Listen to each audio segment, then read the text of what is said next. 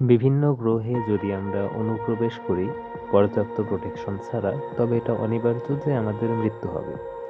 চলুন দেখে নেওয়া যাক বিভিন্ন গ্রহের কোন গ্রহে অনুপ্রবেশ করলে আমাদের মৃত্যু কেমন হতে পারে। বুধ গ্রহে তাপমাত্রার ব্যাপক পরিবর্তন পরিলক্ষিত হয়। যেমন বুধ গ্রহে দিনের বেলা তাপমাত্রা হয় 430 ডিগ্রি সেলসিয়াস, যেখানে রাতে তাপমাত্রা হয় মাত্র -170 ডিগ্রি সেলসিয়াস। অর্থাৎ দিনে যদি আপনি বুধ গ্রহে প্রবেশ করেন তবে আপনি পুরো ছাই হয়ে যাবেন, আর রাতে রাতে আপনি বরফের মূর্তিতে পরিণত হবেন।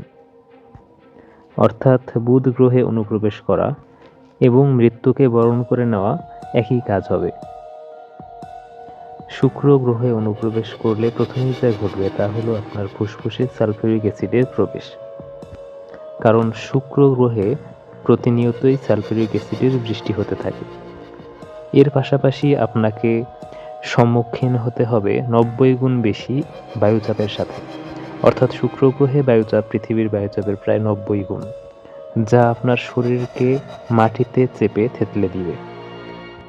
মৃত্যুর সবচেয়ে বিষাক্ত অভিজ্ঞতা মনে হয় শুক্র গ্রহেই। এরপরে আসে মূলত মঙ্গল গ্রহ।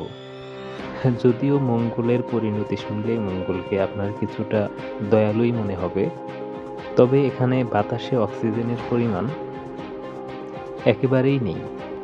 এখানে আপনি ধীরে ধীরে শ্বাস বন্ধ হয়ে অচেতন হয়ে যাবেন। এরপর ধূলিঝড়ের কারণে আপনার শরীর ঢাকা পড়বে লাল বালির স্তরে। বৃহস্পতি গ্রহ। বৃহস্পতি মূলত গ্যাসের একটি দৈত্য।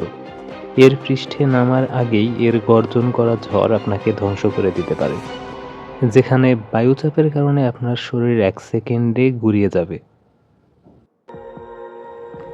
শনি গ্রহ।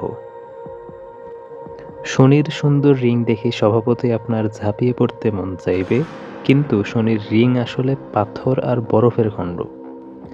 এর ঘর্ষণে আপনার শরীর ছিন্ন বিচ্ছিন্ন হয়ে যাবে। ইউরেনাস। ইউরেনাসে তাপমাত্রা খুবই কম, যেখানে ঠান্ডায় আপনার শরীর এক মুহূর্তেই জমে যাবে। নেপচুনে প্রায়ই দেখা যায় অত্যন্ত দ্রুতগতির ঝড়, যা কিনা প্রতি ঘন্টায় 2000 কিলোমিটারের বেশি গতির হয়ে থাকে। অর্থাৎ বোঝাই যাচ্ছে এই ঝড় আপনার শরীরকে ছিঁড়ে টুকরো টুকরো করে ফেলবে।